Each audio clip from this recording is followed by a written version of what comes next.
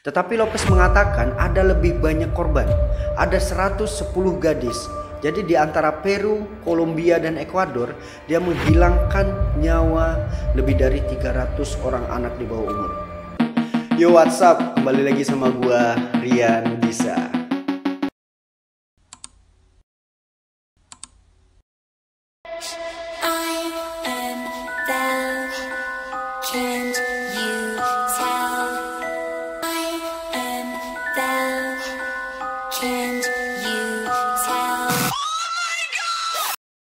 Gua udah beberapa minggu nggak bikin konten ya karena gue lagi pindahan. Dan hari ini gue sempetin waktu untuk bikin konten ya karena gue sibuk juga cari kerja kesana kemari tapi masih belum dapet, udah hampir 2 minggu. Ya nggak apa-apa, namanya juga usaha. Segmen kali ini kita masih berada di serial killer lagi. Di video ini gue akan mengganti beberapa kata yang vulgar yang tidak dibolehin oleh YouTube. Karena YouTube saat ini banyak aturan, banyak banget aturannya. So, you bakal tahu nanti, jadi nonton video ini sampai selesai. Hari ini gua masih tetap mau membahas serial killer, walaupun udah nggak aman lagi. Kayaknya harus pindah ke sejarah deh, karena sejarah itu paling aman. Tapi nggak apa-apa, kita lanjut terus. Ada seseorang kampret stres yang pernah hidup di muka bumi tercinta ini menjadi seorang predator bagi gadis yang berusia 9-12 tahun. Dia adalah Pedro Alonso Lopez dan juga dikenal sebagai The Monster of the Andes. Lopez adalah penghilang nyawa. Nah, ini penghilang nyawa ya. Gue ganti nih karena nggak aman kalau gue pakai kata yang sebenarnya. Lopez Alonso ini penghilang nyawa berantai dan pemerkaos yang sangat produktif. Si Lopez telah menghilangkan nyawa sebanyak 300 gadis lebih dari berbagai negara. Yang tercatat itu hanya 3 negara, yaitu Kolombia, Peru, dan Ekuador.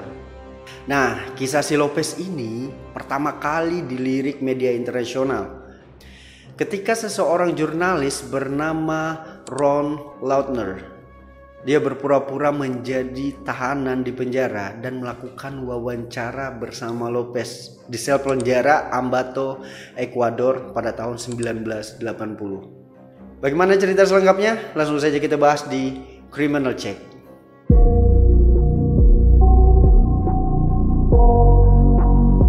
Pedro Alonso Lopez lahir pada tanggal 8 Oktober 1948 di Kolombia. Lopez anak ketujuh dari 13 bersaudara. Ayahnya adalah seorang anggota partai konservatif Kolombia yang bernama Medardo Reyes.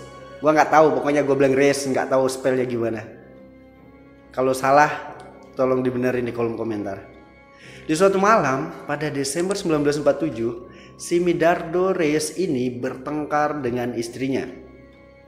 Akibat pertengkaran tersebut, si Reyes pun minggat dari rumah dan memutuskan untuk menyewa pesek. Kalian baca aja yang huruf vokalnya, lu bakal tahu itu apa arti maksudnya. Jadi si Reyes ini menyewa jasa seseorang pesek yang bernama Belinda Lopez de Castaneda dan menghabiskan malam bersamanya. Beberapa minggu setelah malam itu, si Belinda pun sadar bahwa dia telah mengandung anak dari si Reyes ini. Tapi baru 3 bulan Pedro Lopez di dalam kandungan, si Reyes ayahnya ini meninggal dunia karena dihilangkan nyawanya oleh gerombolan pemberontak. Pada saat itu terjadi masa perang saudara di Kolombia. Pedro Lopez pun lahir setelah 6 bulan kemudian. Dia adalah anak ketujuh dari 13 bersaudara. Jadi si Belinda ini kuat juga gitu ya. Senang gitu. Punya anak banyak gitu. Bagus sebenarnya kayak gitu. Ya enggak? Yoilah. Oke. Lopez pun dibesarkan di lingkungan pesek. Mereka tinggal di rumah satu kamar. Hanya tirai yang memisahkan tempat kerja ibunya dengan ruang tempat anak-anaknya tidur. Menurut Lopez, tumbuh dewasa dengan lingkungannya memiliki efek yang buruk dan mengganggu kejiwaan.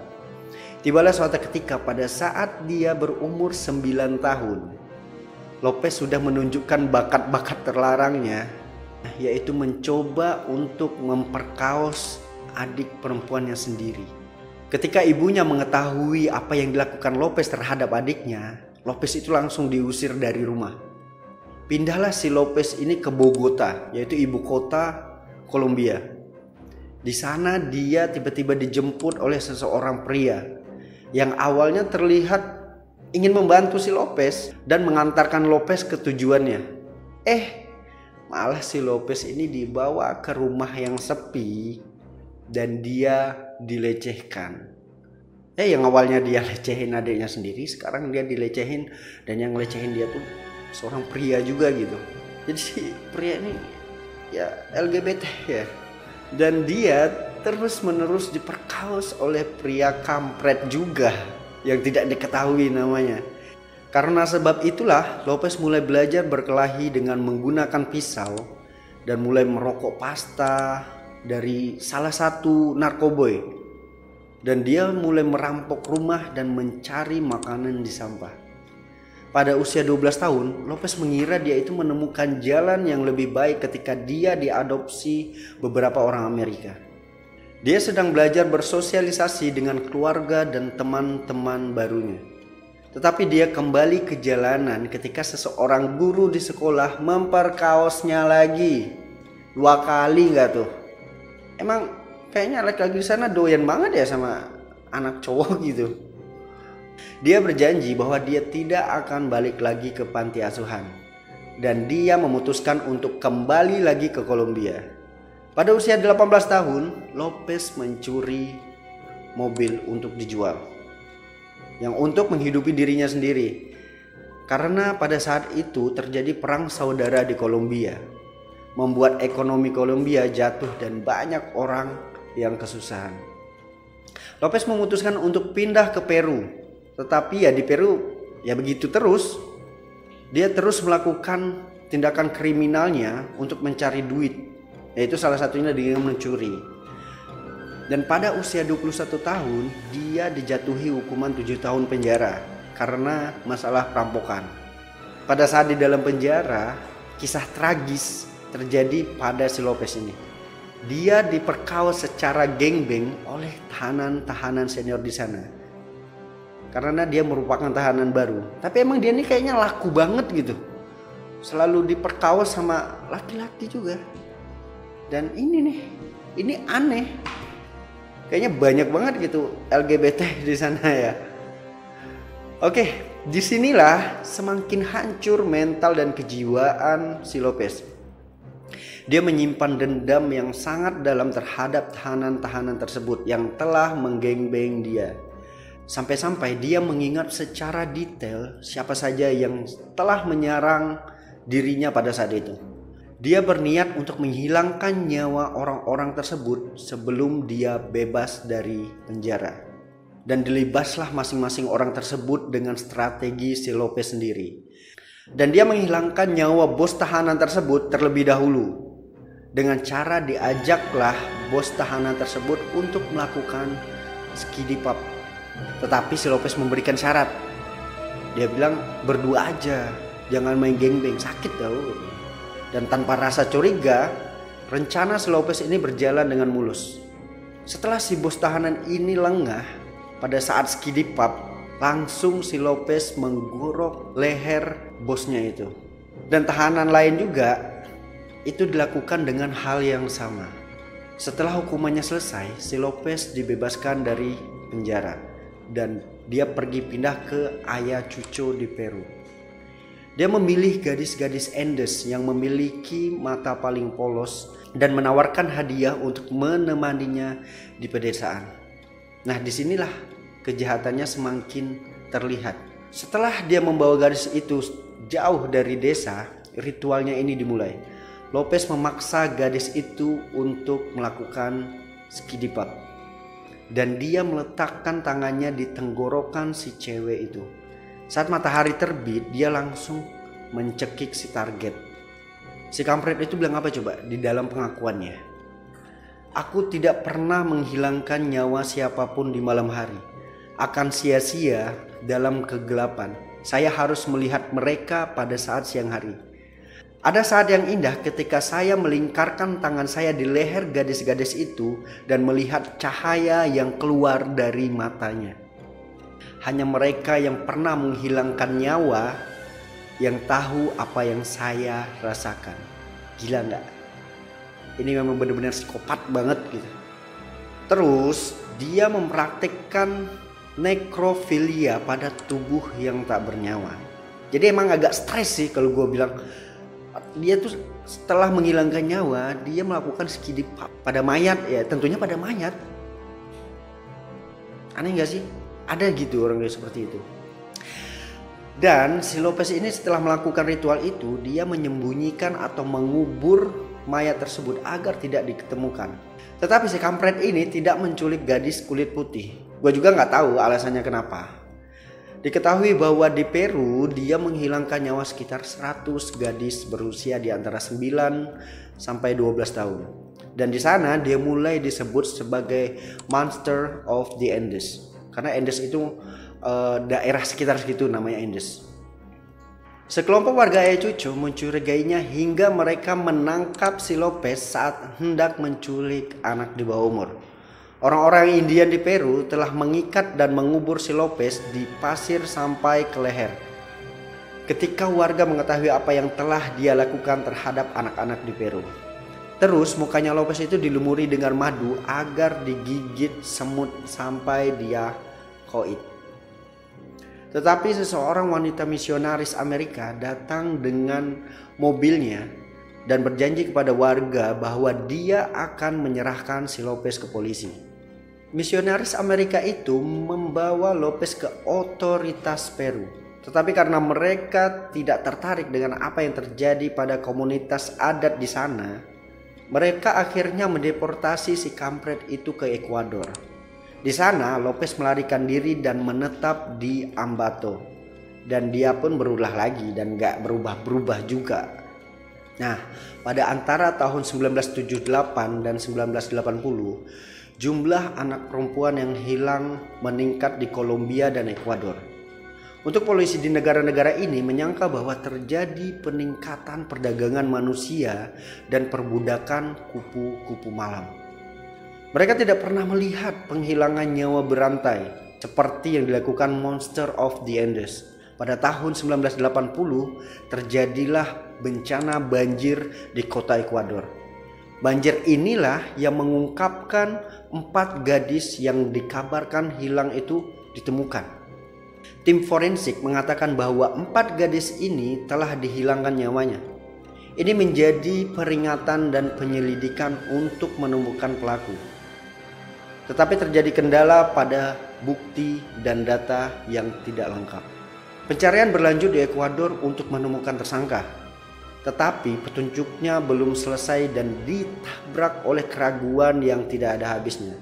Tapi monster ini membuat kesalahan ketika dia ingin menculik gadis yang bernama Mary di sebuah supermarket. Dia ditangkap tetapi menolak untuk mengakui kejahatannya. Dia tutup mulut selama beberapa hari. Para penyelidik meninjau kasus tersebut untuk mencari jalan keluar. Dan polisi menemukan seorang pendeta Katolik, yaitu agama yang dianut oleh si Lopez. Satu-satunya solusi adalah berbicara dengan pendeta Cordoba Gudino. Di sana dia menceritakan ke pendeta semuanya yang telah dia lakukan. Dia mengaku kepada pendeta bahwa dia bertindak sangat mengerikan dan kejam, sehingga pendeta itu tidak sanggup mendengarkannya lagi. Pertama, dia memperkaos gadis-gadis itu dan kemudian mencekik dengan menatap mata mereka. Karena pada saat itulah gairah dan kenikmatan skidi pub yang mencapai puncaknya sebelum mereka kehilangan nyawa. Polisi terus melakukan interogasi. Si Lopez mengakui kejahatan-kejahatannya karena masa kecilnya yang sulit dengan ibunya dan dia hidup keras di jalanan. Lopez mengatakan, "Saya kehilangan kepolosan saya pada usia 8 tahun. Jadi saya memutuskan untuk melakukan hal yang sama kepada sebanyak mungkin gadis yang ia temui. Dia lebih suka wanita Ekuador karena mereka lebih jinak dan lebih percaya diri. Mereka tidak seperti gadis Kolombia yang mencurigai orang asing. Dalam pengakuannya, dia mengatakan bahwa ketika gadis-gadis itu koid, dia menggali lubang dan mengubur mereka dalam satu lubang antara 3 atau 4 orang sekaligus. Kemudian Lopez pergi mengunjungi gadis-gadis yang sudah dia hilangkan nyawanya, yang dia beri nama boneka, padahal itu udah ditanam. Tapi dia tetap mengunjunginya, dan dia biasa berbicara dengan mayat itu. Tapi karena mereka tidak bisa bergerak dan tidak membalas apa yang dia ucapkan, dia merasa bosan dan dia kembali mencari gadis yang baru. Lopez menjelaskan bahwa penghilangan nyawa itu membuatnya sangat senang dan gairah skidi pub terdalam sebelum korbannya kehilangan nyawa. Polisi mulai meragukan kesaksian si Lopez, tetapi monster ini mengarahkan polisi ke berbagai tempat untuk menggali kuburan pada korban. Polisi menemukan 74 mayat, diantaranya anak perempuan yang berusia antara 8 sampai 12 tahun. Tetapi Lopez mengatakan ada lebih banyak korban, ada 110 gadis. Jadi di antara Peru, Kolombia, dan Ekuador, dia menghilangkan nyawa lebih dari 300 orang anak di bawah umur. Dia dijatuhi hukuman 16 tahun penjara, yang pada tahun 1980 merupakan hukuman maksimal di Ekuador untuk kejahatan semacam itu. Mungkin kalau di Indonesia dia udah dihukum koid. Dia dipenjara sampai tahun 1994. Dia diekstradisi ke Kolombia untuk diadili. Tetapi hakim menganggapnya gila dan karena itu tidak dapat disangkal. Dia dikirim ke rumah sakit jiwa di mana dia tinggal selama 4 tahun. Dan dia dikenakan jaminan $50. Kewajiban perawatan psikiatri dan tindak lanjut bulanan atas kasusnya di hadapan otoritas yudisial. Dia tidak pernah melakukan apapun. Begitupun dia dibebaskan, Monster of the Andes ini menghilang dan keberadaannya tidak diketahui sejak tahun 1998. Pada saat Lopez di pusat psikiatri, dia mengucapkan sebuah kalimat, yaitu momen kehilangan nyawa gadis itu mengasyikan dan sangat mengasyikan. Suatu hari nanti saat aku bebas, aku akan merasakan momen itu lagi. Aku akan senang untuk menghilangkan nyawa lagi. Itu adalah misiku. Gila gak? Stres kan nih orang? Emang gak ada tobat-tobatnya.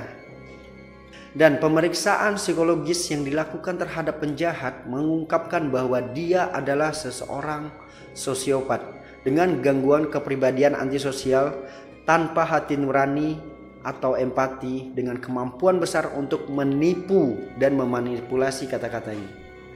4 tahun kemudian, pada tahun 2002, Interpol mengeluarkan surat perintah penggeledahan dan penangkapan untuk Pedro Alonso Lopez karena kemiripannya dengan kasus penghilangan nyawa anak di bawah umur di El Espinal, Kolombia. Dan pada tahun 2012 di kota Madya, Kolombia, anak di bawah umur lainnya ditemukan digorok lehernya. Penghilangan nyawa itu mengikuti modus operandi yang sama dengan Monster of the Andes ini. Diperkirakan si Lopez telah menghilangkan nyawa lebih dari 350 gadis.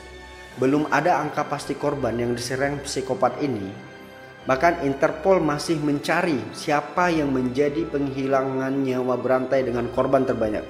Bahkan kasus ini melebihi kasusnya Harold Shipman, yaitu psikopat asal Inggris yang menghilangkan nyawa pasiennya sendiri. Dia adalah seorang dokter.